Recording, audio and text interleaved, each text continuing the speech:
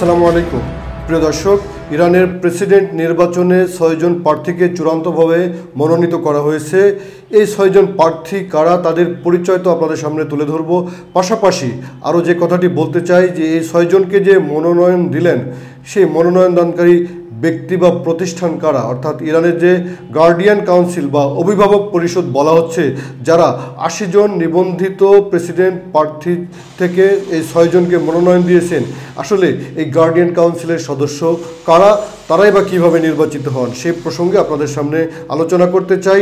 আসুন শুরুতেই জেনে নেই যে 80 জন থেকে বাছাই করে যে 6 জনকে মনোনয়ন দেওয়া হয়েছে প্রেসিডেন্ট নির্বাচনের জন্য, তারা কারা।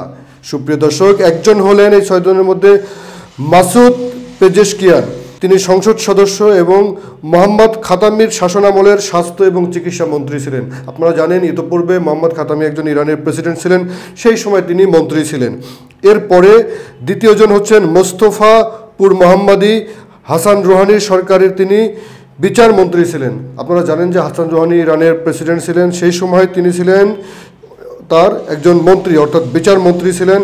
এরপরে তৃতীয়জন হচ্ছেন ডক্টর সাইদ জলিলি। ডক্টর সাইদ জলিলির পরিচয় হচ্ছে ইরানের সাবেক প্রধান পরমাণু আলোচক তিনি এবং ইরানের নীতি নির্ধারণী পরিষদের সদস্য। তিনি 13তম প্রেসিডেন্ট নির্বাচনে সাইদ ইব্রাহিম রাইসির প্রতি সমর্থন জানিয়ে প্রতিদ্বন্দ্বিতা থেকে সরে দাঁড়িয়েছিলেন। অর্থাৎ সাম্প্রতিক সময় ইরানের যে প্রেসিডেন্ট ইব্রাহিম রাইসি মৃত্যুবরণ করেছেন, তার প্রেসিডেন্ট নির্বাচনের সময় প্রতিদ্বন্দ্বী প্রার্থী হিসেবে তিনি নাম নিবন্ধন করিয়েছিলেন, কিন্তু সাইদ ইব্রাহিম রাইসির প্রতি সমর্থন ব্যক্ত করে তিনি প্রতিদ্বন্দ্বিতা থেকে সরে দাঁড়িয়েছিলেন সেই ডক্টর সাইদ জলিলি। সুপ্রিয় দর্শক, এরপরে চতুর্থ জন হচ্ছেন আলী রিজা জাকানি, তিনি তেহরানের মেয়র এবং সাবেক প্রেসিডেন্ট প্রার্থী। তিনি ইব্রাহিম রাইসির প্রতি সমর্থন জানিয়ে গত নির্বাচনে প্রতিদ্বন্দ্বিতা থেকে সরে দাঁড়িয়েছিলেন। পঞ্চম জন হচ্ছেন সৈয়দ আমির হোসেন। এই সৈয়দ আমির হোসেন যিনি একাধিকবার নির্বাচিত সংসদ সদস্য। আর ষষ্ঠ জন হচ্ছেন মোহাম্মদ বাকের খলিবাফ, তিনি তেহরানের সাবেক মেয়র এবং ইরানের পার্লামেন্টের বর্তমান স্পিকার। এই 6 জন ব্যক্তি ইরানের চূড়ান্তভাবে প্রেসিডেন্ট নির্বাচনের জন্য মনোনীত হয়েছেন। প্রিয় দর্শক, আপনারা জানেন চলতি মাসের অর্থাৎ জুন মাসের 28 তারিখে ইরানের প্রেসিডেন্ট নির্বাচন হবে। গত 19 মে ইরানের তৎকালীন প্রেসিডেন্ট ইব্রাহিম রাইসি এবং তার পররাষ্ট্রমন্ত্রী একটি হেলিকপ্টার দুর্ঘটনায় নিহত হওয়ার পরে সাংবিধানিক বাধ্যবাধকতা ছিল 50 দিনের মধ্যে নির্বাচন করার এবং 28 জুন সেই নির্বাচন অনুষ্ঠিত হবে। ইরান পেতে যাবে একজন নতুন প্রেসিডেন্ট। সুপ্রিয় দর্শক, তাহলে এই যে 80 জন নিবন্ধন করলেন, তার মধ্যে কিন্তু ইরানের সাবেক একজন প্রেসিডেন্ট আহমাদি নেজাদের নাম ছিল। যে আহমাদি নেজাদকে নিয়ে এর মধ্যে আপনারা অনেক তথ্যপত্র পড়েছেন, অনেকে ফেসবুকে শেয়ার করেছেন, অনেকে আগ্রহ ব্যক্ত করেছেন, কিন্তু শেষ পর্যন্ত আহমাদি নেজাদও বাদ পড়েছেন। তাহলে এই বাদ দেওয়ার এবং রাখার শক্তি যাদের হাতে, ইরানের যে গার্ডিয়ান কাউন্সিল বা ইরানের অভিভাবক পরিষদ, তারা আসলে কারা। পাশাপাশি এই তথ্যটিও আপনাদেরকে জানিয়ে রাখি, ইরানের নির্বাচন অনুষ্ঠানের যাবতীয় দায় দায়িত্ব হচ্ছে স্বরাষ্ট্র মন্ত্রণালয়ের এবং গতকাল রোববার ইরানের স্বরাষ্ট্র মন্ত্রণালয় কিন্তু এই 6 জন প্রার্থীর নাম ঘোষণা করেছে। মূলত এই নামগুলো চূড়ান্ত হয়েছে গার্ডিয়ান কাউন্সিল থেকে। এই গার্ডিয়ান কাউন্সিলকে কাউন্সিল অফ গার্ডিয়ানস বা কনস্টিটিউশনাল কাউন্সিলও বলা হয়ে থাকে। এটিকে ইরানের স্থানীয় ভাষায় বলা হয় শুরায় নেগাহবান, অর্থাৎ দূরদৃষ্টিসম্পন্ন একটি শুরা বা পরিষদ। যাই হোক প্রিয় দর্শক, 12 সদস্য বিশিষ্ট এই গার্ডিয়ান কাউন্সিলের 6 জনই মনোনয়ন দিয়ে থাকেন ইরানের যে সুপ্রিম লিডার বা ধর্মীয় নেতা, অর্থাৎ আয়াতুল্লাহ খামেনি।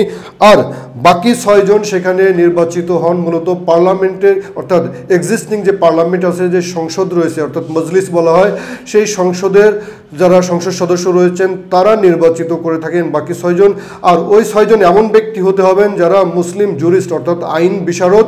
শুধু তাই নয়, সে দেশটির প্রধান বিচারপতি মূলত যে সকল জুরিস্ট বা আইনজ্ঞ নির্ধারণ করে থাকেন, সেই সব আইনজ্ঞদের মধ্য থেকে 6 জন পার্লামেন্ট সদস্যরা নির্বাচিত করে থাকেন। এই 6 এবং 6 মিলেই 12 জন সদস্য বিশিষ্ট যে গার্ডিয়ান কাউন্সিল রয়েছে, সেই গার্ডিয়ান কাউন্সিল মূলত ইরানের প্রেসিডেন্ট নির্বাচনে কারা মনোনীত চূড়ান্ত প্রার্থী হবেন সেটা তারা মনোনয়ন দিয়ে থাকেন। শুধু কি তাই, ইরানের স্থানীয় নির্বাচন এবং ইরানের পার্লামেন্ট নির্বাচন অথবা ইরানের প্রেসিডেন্ট নির্বাচন এবং অন্যান্য বিভিন্ন বডির যে নির্বাচন হয়ে থাকে, সেই নির্বাচনে যারা প্রার্থী হিসাবে চূড়ান্তভাবে মনোনীত হবেন, অর্থাৎ প্রার্থিতা বাতিল অথবা প্রার্থিতা ঠিক রাখা এই চূড়ান্ত ক্ষমতা তারা প্রয়োগ করে থাকেন এই যে গার্ডিয়ান কাউন্সিল। আর আপনারা খুব ভালোভাবে অনুভব করছেন যে এই গার্ডিয়ান কাউন্সিলের উপরে অন্তত একচেটিয়া প্রভাব রয়েছে দেশটির সর্বোচ্চ ধর্মীয় নেতা বা সুপ্রিম লিডারের, পাশাপাশি তাদের পার্লামেন্টেরও একটি ক্ষমতা চর্চার জায়গা রয়েছে।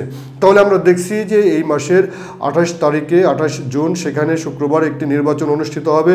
সেই নির্বাচনে ইরান একটি নতুন প্রেসিডেন্ট পাবে এবং নতুন প্রেসিডেন্টের নেতৃত্বে ইরান তাদের যে শাসন ব্যবস্থা ইসলামী প্রজাতন্ত্র ইরান সেটি অব্যাহত রাখবে। শুধু তাই নয়, পুরো মধ্যপ্রাচ্য জুড়ে বিশেষ করে জায়নবাদী ইসরায়েল বিরোধী তাদের যে অবস্থান সেই অবস্থানকে সুসংহত রেখেই তাদের রাষ্ট্রীয় কার্যক্রম পরিচালনা করবে বললেই মুসলিম বিশ্বের অপরাপর সকল মানুষ মনে করে। সবাই ভালো থাকুন। অনুষ্ঠানটি দেখার জন্য ধন্যবাদ।